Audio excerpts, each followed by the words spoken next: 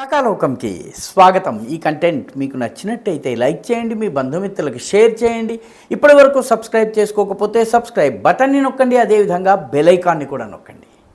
జై హింద్ మిత్రులారా. మొత్తం మీద ఒక దేశంలో ఉగ్రవాదాన్ని అరికట్టేందుకు ప్రభుత్వం ఏం చేయాలి? ఆ దేశంలో ఉగ్రవాదం పైన దృఢమైనటువంటి పోరాటం చేయాలి, ఉగ్రవాదుల్ని అణిచివేయాలి, ఉగ్రవాదులకు మద్దతు ఇచ్చేటటువంటి శక్తులను అణిచివేయాలి, వాళ్ళకి నిధుల సరఫరా, ఆయుధాల సరఫరా చేసేటటువంటి ఛానల్స్ని కట్ చేయాలి, ఉగ్రవాదుల విషయంలో రాజీ లేని ధోరణిని అవలంబించాలి. కానీ యూపీఏ ప్రభుత్వము 2004 నుంచి 2014 వరకు ఈ దేశంలో ఉన్నటువంటి సమయంలో ఉగ్రవాదులతో ఎలాగ వ్యవహరించింది? ఇప్పుడు దిగ్భ్రాంతి కలిగించేటటువంటి, ముక్కున వేలేసుకునేలా చేసేటటువంటి విషయాలు బయటకు వస్తున్నాయి. మన్మోహన్ సింగ్ ప్రభుత్వము ఉగ్రవాదులతో బేరసారాలు చేసింది. బేరసారాలు చేయడం కోసము ఆ ఉగ్రవాదులు కూడా భారతదేశంలో ఉండేటువంటి ఉగ్రవాదులు కాదు, పాకిస్తాన్లో ఉన్నటువంటి ఉగ్రవాదులతో బేరసారాలు చేసింది. ఈ బేరసారాలు చేసేందుకు ఇంకొక ఉగ్రవాదిని ఉపయోగించుకుంది. ఆ ఉగ్రవాది మీద కేసులు ఉన్నాయి. ఆ ఉగ్రవాది హిందూ హత్యలకు పాల్పడ్డాడు. కశ్మీర్లో ఉన్నటువంటి కశ్మీరీ హిందూ పండిట్లను తరిమివేయటం, వాళ్ళ ఊచకోత కోయడం, దీనిలో కీలక పాత్ర వహించాడు. అంతేకాకుండా ఆర్మీ ఆఫీసర్స్ని కూడా, పిల్లల్ని బస్ ఎక్కించేందుకోసం నిలబడ్డటువంటి ఆర్మీ ఆఫీసర్స్ని కూడా కాల్చి చంపినటువంటి కిరాతకుడు. అటువంటి ఉగ్రవాదిని పాకిస్తాన్కి పంపించింది. పాకిస్తాన్లో ఆయన ఐఎస్ఐ ఎంపిక చేసిన అమ్మాయిని పెళ్లి చేసుకున్నారు. ఆ పెళ్లి చేసుకున్నటువంటి మహిళ ఇప్పటికీ అక్కడే ఉంటుంది. ఈ వ్యక్తి కోసం, ఈయన విడుదల కోసం పోరాడుతూ ఉంటుంది. ఈ వ్యక్తి పాకిస్తాన్లోని ఉగ్రవాద సంస్థ నాయకుడితోటి చర్చలు జరిపొచ్చారు. ఇది ఎప్పుడు జరిగింది? 2006లో జరిగింది.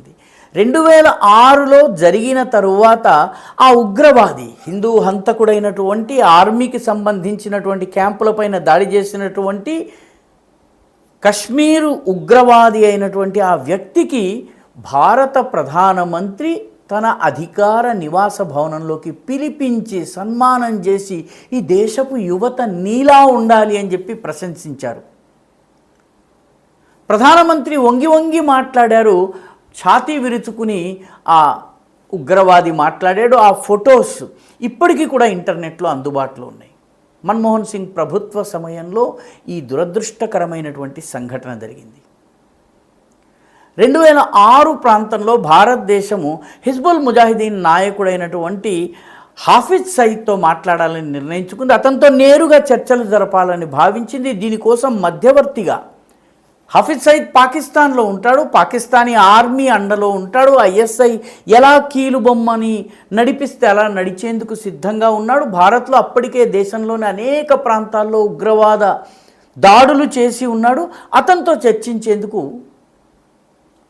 అప్పటి ప్రభుత్వం నిర్ణయించి ఆయనతో మాట్లాడేందుకు, అసలు సంభాషణను ఓపెన్ చేసేందుకు ఓపెనింగ్ బ్యాట్స్మెన్గా పంపించినటువంటి వ్యక్తి పేరు యాసిన్ మాలిక్. యాసిన్ మాలిక్ జమ్మూ కాశ్మీర్ లిబరేషన్ ఫ్రంట్ నాయకుడు. జమ్మూ కాశ్మీర్లో హిందువుల ఊచకోతకి కారణం. 1990-91 ప్రాంతంలో కశ్మీర్ నుంచి హిందూ పండితులందరూ పారిపోయి రావడానికి ప్రధాన కారకుడు, తనకు పాఠాలు చెప్పినటువంటి టీచర్లను సైతం వదలకుండా వాళ్ళపైన దాడులు చేసినటువంటి వాడు ఈ యాసిన్ మాలిక్. ఈ యాసిన్ మాలిక్ని ప్రతినిధిగా పంపించారు. యాసిన్ మాలిక్ పాకిస్తాన్కి వెళ్ళాడు. అప్పటికే అతనికి పాకిస్తాన్లో వివాహమై ఉంది. ఒక పాకిస్తానీ యువతితో ఆయనకి వివాహమై ఉంది. ఆ పాకిస్తానీ యువతిని ఐఎస్ఐ ఎంపిక చేసి పెళ్లి చేసింది. కాబట్టి ఇతని ప్రతి కదలికను పసిగట్టేందుకు ఐఎస్ఐ ఒక ఏజెంట్ని కూడా నియమించింది. ఈ వ్యక్తి వెళ్ళి హాఫిజ్ సయీద్తో చర్చలు జరిపిన తర్వాత భారతదేశానికి తిరిగి వచ్చారు. ఆ తిరిగి వచ్చిన తర్వాత వివరాలను ఐబీ ఇంటెలిజెన్స్ బ్యూరో చీఫ్ అయినటువంటి వైటీ జోషికి చెప్పారు. వైటీ జోషి వివరాలను తీసుకొచ్చి ప్రధానమంత్రికి చెప్పవచ్చును. ఈ దేశపు దురదృష్టం ఏంటంటే, ఇటువంటి కరడుగట్టిన హంతకుడు, ఉగ్రవాది ఐబీ చీఫ్ అయినటువంటి వైటీ జోషితో అధికార నివాస భవనంలో కలవడమే కాదు, అప్పటి జాతీయ భద్రతా సలహాదారుని కూడా కలిశారు. ఆ తరువాత ఆయన ప్రధానమంత్రి నివాస భవనానికి వెళ్ళి ప్రధానమంత్రి స్వాగతాన్ని స్వీకరించి, ఆతిథ్యాన్ని స్వీకరించి, ఆయన కప్పిన శాలువా ఇచ్చిన పుష్పగుచ్చం తీసుకుని ఆయన ప్రశంసల్ని బుట్టలో వేసుకుని బయలుదేరి వచ్చాడు. అందుకనే యాసిన్ మాలిక్ చేసినటువంటి హత్యల పరంపర మీద కేసులు నడవలేదు. అంటే బహుశా ప్రపంచంలో ఏ దేశంలోనూ ఇలా జరగదు. ఉగ్రవాదిని ఉగ్రవాదులతో చర్చలు జరిపేందుకు ప్రతినిధిగా పంపినా అది రహస్యంగా ఉంచుతారు. కానీ దాన్ని బట్టబయలు చేయడమే కాకుండా ఆయనకి ప్రధానమంత్రి నివాస భవనంలోకి యాక్సెస్ కల్పించడం బహుశా ప్రపంచంలో ఏ దేశంలో కూడా ఇలా జరగదు. మన దేశంలో జరిగింది. యూపీఏ ప్రభుత్వము ఉన్న కాలంలో, మన్మోహన్ సింగ్ ప్రధానమంత్రిగా ఉన్నటువంటి కాలంలో సోనియా గాంధీ యూపీఏ చైర్పర్సన్గా ఉంటూ నేషనల్ అడ్వైజరీ కమిటీకి నాయకురాలుగా ఉంటూ ఉన్నటువంటి సమయంలో ఇది జరిగింది. ఇది ఎలా బయటకు వచ్చింది? ఈ సంవత్సరము మేలో యాసిన్ మాలిక్ ఒక అఫిడవిట్ని ఢిల్లీ హైకోర్టుకి సమర్పించాడు. యాసిన్ మాలిక్ ప్రస్తుతం జైల్లో ఉన్నాడు. భారత నరేంద్ర మోదీ ప్రభుత్వం వచ్చిన తరువాత హిందూ హత్యల పైన, ఆర్మీ జవాన్ల హత్యల కేసులో అతన్ని అరెస్ట్ చేసి జైల్లో పెట్టడం జరిగింది. జైల్లో అతను శిక్షలు అనుభవిస్తున్నాడు. ఈ సమయంలో అతను ఒక అఫిడవిట్ దాఖలు చేసుకున్నాడు. తాను పాకిస్తాన్కి వెళ్ళింది, హాఫిజ్ సయీద్ని కలిసింది కేవలము భారత ప్రభుత్వం యొక్క సూచన మేరకే కలిశానని చెప్తున్నారు. బహుశా ఈ తరహా అఫిడవిట్ బయటకు రాకుండా చాలా జాగ్రత్త పడి ఉంటారు. కానీ మే నెలలో సమర్పించినటువంటి అఫిడవిట్ ఇప్పుడు బయటకు వచ్చింది. ఎందుకంటే కోర్టులో విచారణ జరుగుతోంది. వాదోపవాదాల సందర్భంగా సమర్పించినటువంటి ఈ అఫిడవిట్ ప్రస్తావన వచ్చింది. ఇప్పుడు అందరికీ తెలిసింది. దీంతో కాంగ్రెస్ డిఫెన్స్లో పడింది. అసలు 2006లో ఈ చర్చలు జరిపొచ్చిన 2 సంవత్సరాల తర్వాత 2007 ప్రాంతంలో దిల్సుఖ్ నగర్ పేలుళ్ళు జరిగినాయి, గోకుల్ చాట్ పేలుళ్ళు జరిగినాయి, లుంబిని పార్క్ పేలుళ్ళు జరిగినాయి. ఈ పేలుళ్ళన్నీ కూడా 2006 ప్రాంతంలో, 2007 ప్రాంతంలో జరిగింది. 2008లో ముంబై దాడులు జరిగినాయి.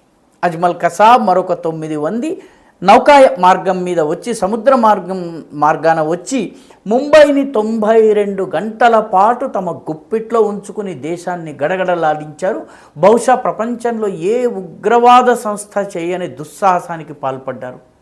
ఆ తరువాత కూడా భారత ప్రభుత్వము పాకిస్తాన్ పైన కానీ, పాకిస్తాన్లో ఉన్నటువంటి ఉగ్రవాద సంస్థలపైన కానీ, ఆ ఉగ్రవాద సంస్థలకు హ్యాండ్లర్స్గా పనిచేస్తున్న ఐఎస్ఐ నాయకులు కానీ వాళ్ళపైన చర్యలు తీసుకోవడానికి ముందుకు రాలేదు.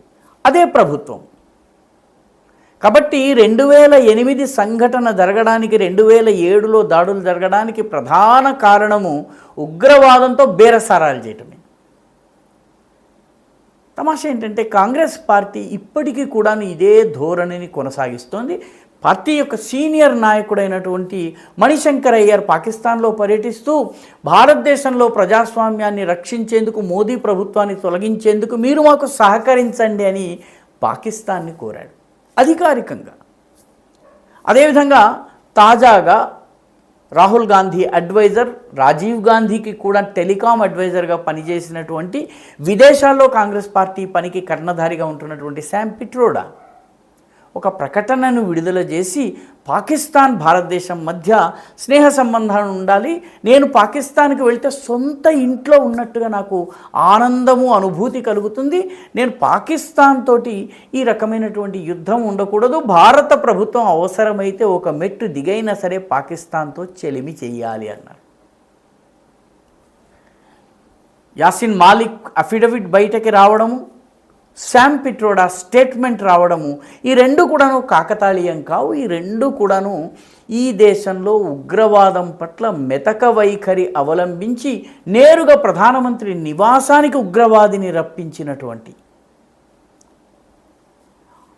పరిస్థితిని తీసుకొచ్చాయి. గతంలో కూడా ఉగ్రవాదితోటి ప్రభుత్వము చర్చలు జరిపిన మాట వాస్తవం. లాల్ డెంగాతోటి రాజీవ్ గాంధీ చర్చలు జరిపారు, కానీ ప్రధానమంత్రి నివాస భవనానికి రాలేదు. ఒక 3వ ఏరియాలో చర్చలు జరిగినాయి. ఆ మొత్తం చర్చ అంతా జరిగిన తరువాత సంతకం పెట్టేందుకు మాత్రమే రాజీవ్ గాంధీ వెళ్ళారు. మన్మోహన్ సింగ్ ప్రభుత్వంలోనైతే నేరుగా ప్రధానమంత్రి నివాసానికి కరడుగట్టిన హిందూ హంతకుడు ఆర్మీపై దాడులు చేసినటువంటి కశ్మీర్ని పాకిస్తాన్లో కలపాలని ప్రయత్నించినటువంటి ఉగ్రవాది రావడము, సన్మానం పొందడం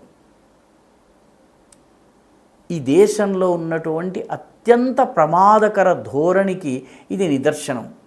అలాగ మెతక వైఖరిని అవలంబించాం కాబట్టే మన దేశం పైన దాడి వెనక దాడి జరిగింది. 2014 నుంచి భారతదేశం దృఢంగా వ్యవహరిస్తోంది.